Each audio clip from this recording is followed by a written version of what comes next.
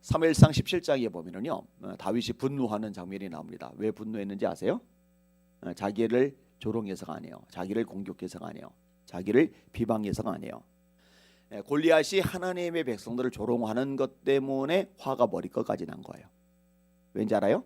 하나님의 백성들을 조롱하는 거는요, 하나님을 조롱하는 거하고 똑같아요.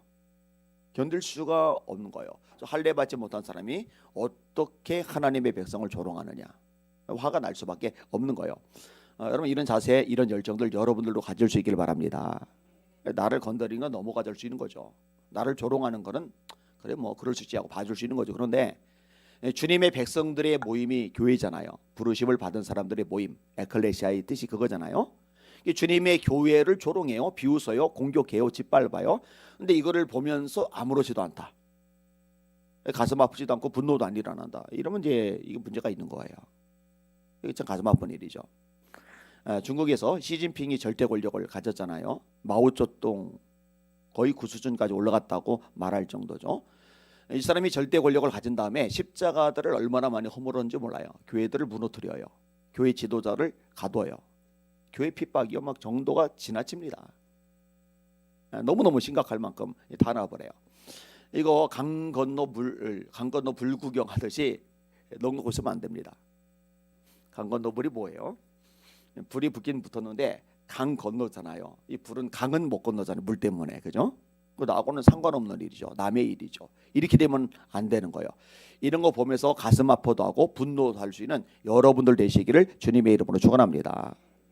이거는요, 한국 교회를 짓밟는 것도 마찬가지입니다.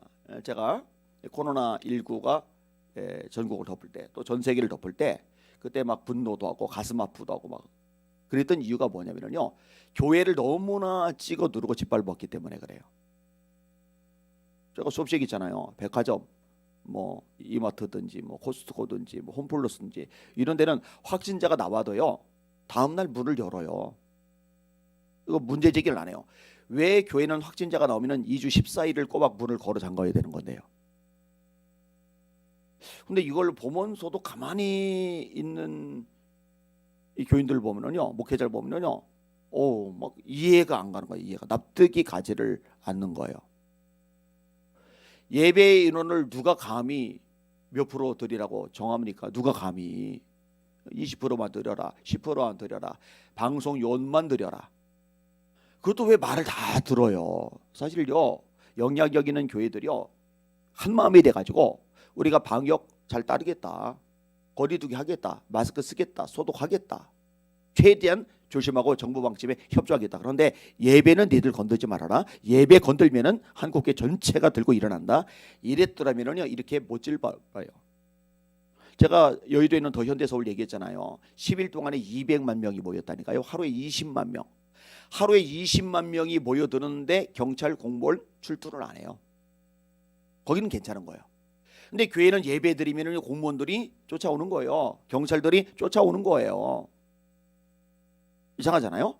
근데 제가 어떤 얘기를 했느냐, 하나님이 반드시 다룰 거다, 심판하실 거다. 어디 감히 교회를 짓밟느냐, 예배를 짓밟느냐, 이건 누구도 마찬가지예요. 그러면 안 되는 거예요. 다시 말합니다. 주님의 백성들을 조롱하는 것은 하나님을 조롱하는 거예요. 주님의 백성들을 짓밟는 것은 하나님을 짓밟는 거예요. 제가 이 얘기를 끄집어낼 때 사도행전 9장 말씀을 같이 연결을 시킵니다. 사울이, 바울 되기 이전이죠. 사울이 하나님의 교회를 잔멸할 때 이 편이 나와요. 스테반이 죽일 때 돌로 치는 사람들의 옷을 지켜주죠. 망거치라고. 그리고 사도행전 9장이 드디어 위협과 살기가 등등하여 이 예루살렘 지역에 예수 믿는 사람들 잡아들이고 감옥에 쳐놓고 죽이게 만들고, 이것만으로 만족이 안 돼서 얼마나 그 열정이 대단한지 예루살렘 밖에 다른 도시에 사는 기독교인들도 잡아들이려고 다메섹으로 가는 거예요. 가다가 정오인데 해보다 더 밝은 빛이 비쳐요. 굴러 떨어져요. 하나님의 음성이 들려요. 사울아, 사울아, 어찌하여 네가 나를 박해하느냐. 여러분, 사울은요, 예수님을 박해한 적이 없어요. 여러분, 베드로처럼 예수님을 팔아먹은 예수님을 부인한 것도 아니고, 가룟유다처럼 예수님을 팔아먹은 것도 아니고, 뭐 한 게 없어요. 근데 예수님이 뭐라 하셨다고요? 네가 어찌하여 나를 박해하느냐. 왜 그렇게 말씀하시느냐? 주님의 백성들을 박해하는 것은 예수님을 박해하는 거예요. 예수님 그걸 같이 놓는 거예요. 너 왜 내 백성들을 박해? 너 왜 내 교회를 박해? 이렇게 말씀 안 하시고 너 어째서 나를 박해하는 거야? 이렇게 말씀하는 거예요. 주님의 몸된 교회이기 때문입니다. 구약의 이스라엘 백성들도 마찬가지예요. 선지서 중에 재미있는 구절이 하나가 있는데 하나님이 이스라엘을 치셨은들 이스라엘을 친 나라들을 친 것까지 치셨겠느냐.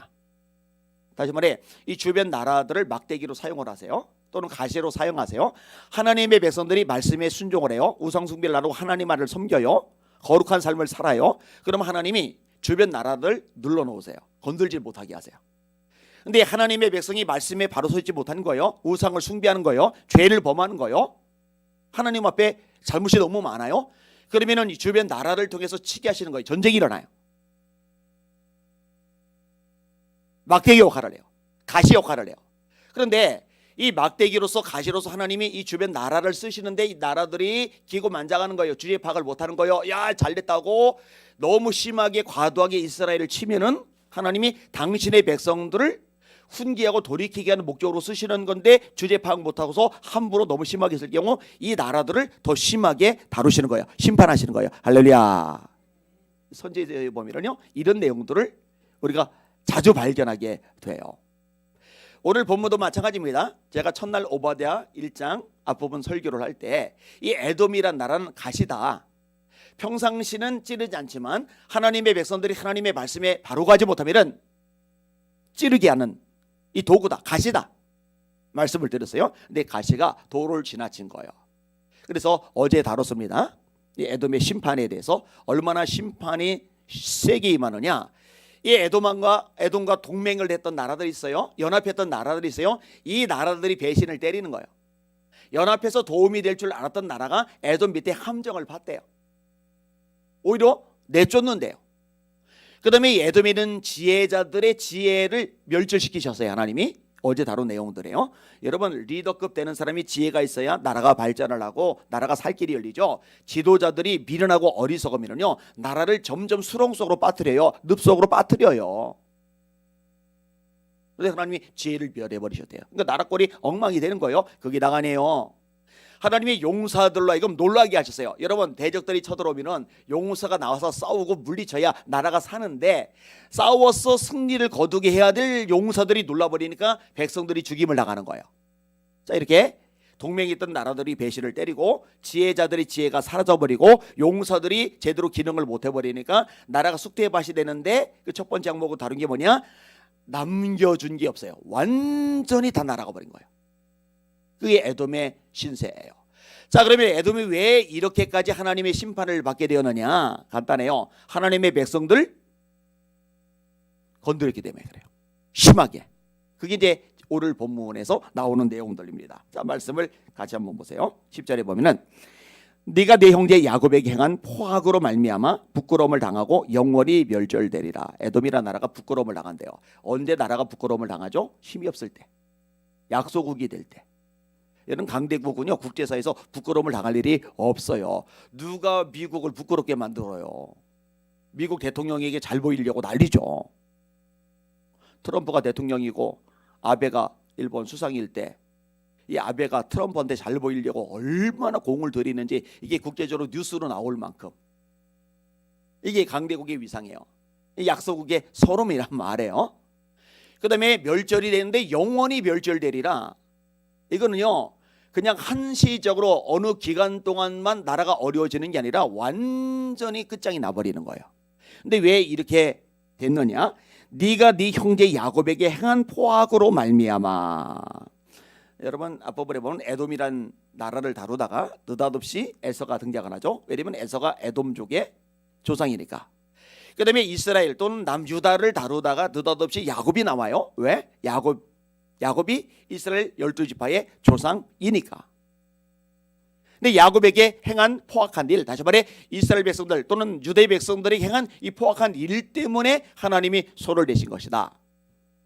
이 포악의 구체적인 내용이 있어요. 11절에 보면은 계속 언급이 되는데 11절 이하에 계속 나와요. 첫 번째로 네가 형제의 날 곧 그 재앙의 날에 방관할 것이 아니며. 그래서 형제는 이스라엘 백성을 말하는 거예요.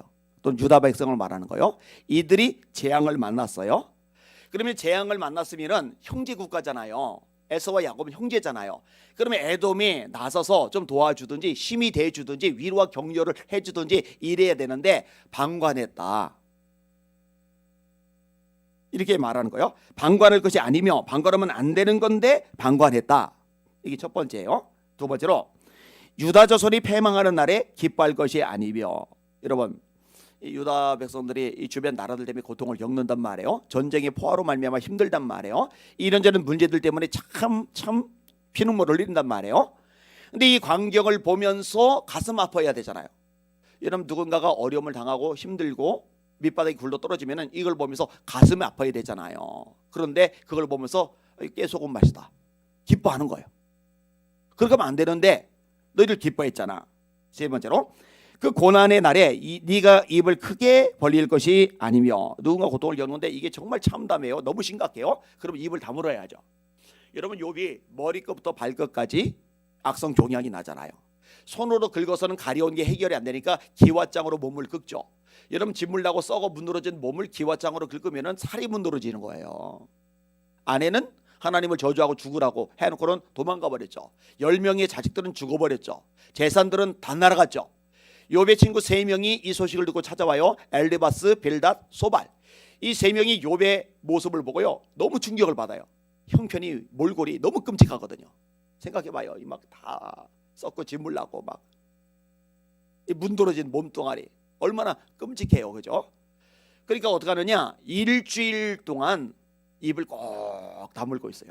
너무 참담하니까 할 말도 없는 거예요. 위로도 안 되는 거예요. 근데 이제 문제가 뭐냐면요, 일주일이 지난 다음부터 입을 벌리는데, 입을 벌리고 한다는 짓이 뭐냐, 욥을 공격해야 되는 거예요. 너 똑바로 살았어야지. 너 죄 때문이야. 네가 당하는 이런 환난, 고통, 이런 문제들은 네 죄에 비하면 가벼워. 나중에 이 세 친구가 하나님 앞에 아주 세게 혼이 나죠. 여러분 이스라엘은, 유다는 완전히 초토화가 됐는데 입이나 좀 다물고 있어야죠. 입 벌리고 떠들어대는 거예요. 네 번째로 내 백성이 환난을 당하는 날에 네가 그 성문에 들어가지 않을 것이며. 자, 대적들이 침입해 들어왔어요. 이때 무슨 짓을 저질렀느냐, 에돔이 잘됐다, 우리도 쳐들어가자, 같이 쳐들어간 거예요.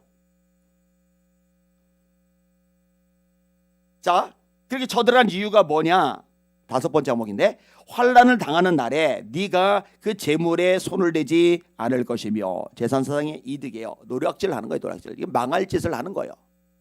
같이 쳐들어가서 같이 노략질해서 재산적인 이득을 보는 거예요. 이 참 바보 같은 짓이죠. 참 미련한 짓이죠. 그래서 어제 다룬 부분에 마음에 지각이 없다. 이 마음에 지각이 있으면 저들은 하나님의 백성들이야, 지금 힘이 빠졌다고 노략질 당한다고 같이 끼어들어서 우리가 노략질 하다가 순간적으로 이 물질적인 이득은 얻을지 몰라도 하나님이 우리를 손대실 거야. 그러니까 이때는 끼어들면 안 돼. 이게 지혜잖아요. 이게 지각이잖아요. 이 지각이 없어요. 그냥 달려들어요. 그냥 물건을 노략해버려요. 6번째로 그게 다가래요. 네 거리에 서서 그 도망하는 자를 막지 않을 것이며. 자, 대적들이 쳐들어와요. 노략질이 발생을 해요. 그러니까 목숨을 부지하려고 유대 백성들이 도망을 가잖아요. 그런데 예루살렘에 들어와서 한다는 짓이 물건만 노략질하는 게 아니라 이 도망가는 사람 도망가도록 놔둬야 살 텐데 이 도망가는 사람 못 도망가게 막아버려. 이런 짓까지 저질러 버린 거예요. 형제 나라가 망할 짓이죠. 왜 하나님의 심판이 그토록 맹렬한가? 왜 아무것도 남겨주지 않는다고 하시는가? 기억나세요? 강도가 와도 다 가져가진 않는다. 남겨놓은 거 있다. 포도를 따는 자가 포도를 따도 포도를 다 따진 않는다. 상품 가치가 없는 건 남겨둔다. 그런데 에돔은 남겨두는 게 하나도 없다. 그렇게 망해버린다. 영원히 멸절한다. 왜냐? 이런 짓들을 저지르니까.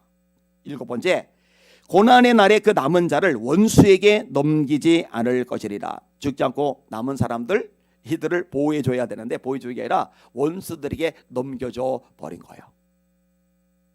하나님의 백성을 건드려도 너무 심하게 건드려요. 이게 고스란히 에돔에게 돌아가요.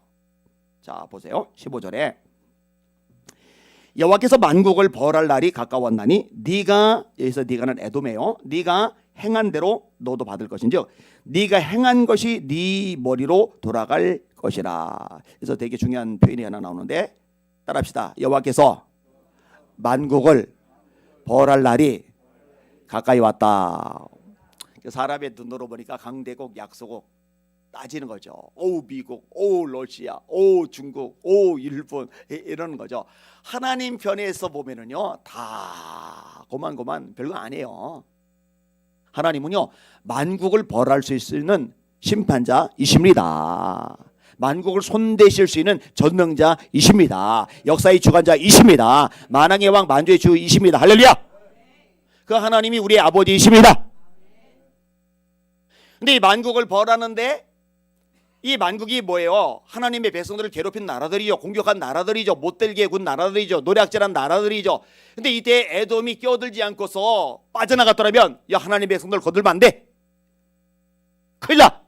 이랬더라면은 자기들은 이 하나님의 심판을 모면했을 텐데 같이 끼어들어서 같이 침입하고 같이 노략질하고 같이 죽이고 그게 어떻게 돼요? 자기에게 돌아가는 거예요. 만국을 벌할 때 너도 네가 행한 대로 받을 거야. 네가 행한 거 다 네 머리로 돌아가게 될 거야. 그 얘기하는 거예요. 16절 너희가 내 성산에서 마신 것 같이 만국인이 항상 마시리니 곧 마시고 삼켜서 본래 없던 것까지 되리라. 이거 약간 헷갈릴 수 있는 구절인데 설명을 드릴게요. 내 성산에서 마신다. 이건 예루살렘을 말하는 거예요. 예루살렘에서 마셨다. 그러니까 이 주변 나라들이 그리고 에돔이 와서 예루살렘을 삼켜버리는 거예요. 마셔버리는 거예요. 이렇게 했듯이 이 나라들이 곧 마시고 삼킨다. 이거는 대상이 누구냐? 에돔이에요. 너희 나라도 마시고 삼켜버릴 거야. 본래 없던 것까지 돼버릴 거야. 그리고 실제로 에돔은 역사상 자체를 감춰버리고 말아요. 진짜 완전히 망해서 영원히 멸절되고 말아요. 강대국이라고 폼 잡다고 힘 좀 있다고 곤박 떨고 교만 떨다가 완전히 끝장이 나고 말아요. 왜? 역사의 주인은 하나님이시고 그분의 말씀대로 이루어지니까. 말씀을 정리합니다. 미련한 지도자들은 교회를 박해합니다. 교회를 조롱합니다. 교회를 비웃습니다. 교회를 하찮게 여깁니다. 지혜롭고 탁월한 지도자는 주님의 교회를 존중히 여깁니다. 인정합니다. 잘 대우합니다. 왜냐? 그 하나님께 그렇게 하는 것이기 때문에. 여러분 기도하셔야 돼요. 하나님 대한민국의 지도자들이 정신 바짝 차리고 주님의 몸된 교회를 존중할 줄 아는 지혜가 있게 하여 주시옵소서. 여기는 여러분들도 마찬가지인데요. 주님의 몸된 교회에 유익하게 하는 사람들이 되시길 바랍니다. 그거 하나님을 유익하게 하는 사람이에요. 주님의 몸된 교회에 해를 끼치는 역할을 하지 마세요. 이거 하나님께 해를 끼치는 짓을 저지르는 거예요. 어리석은 거예요. 이게 아주 밀접하게 연결이 되어 있습니다. 오늘 설교 제목 따라합시다. 하나님의 백성을 건드리는 자는 패망한다. 기억하시기를 바랍니다. 깨달으시길 바랍니다. 아멘. 그대로 손 드시고 합심하여 기도합니다. 하나님 아버지, 교회는 교회다워지게 하여 주시옵소서. 예배는 예배다워지게 하여 주시옵소서. 교회가 말씀에 바로 서게 하여 주시옵소서. 이거 끝없이 우리가 기도하는 제목들이고요. 그 다음에 이어서 기도합니다. 하나님, 이 대한민국 정부가 어리석고 미련한 짓 저지르지 말게 하여 주시고 교회를 존중하게 하여 주시옵소서. 주여, 한 몸으로 합심하여 기도합시다. 주여.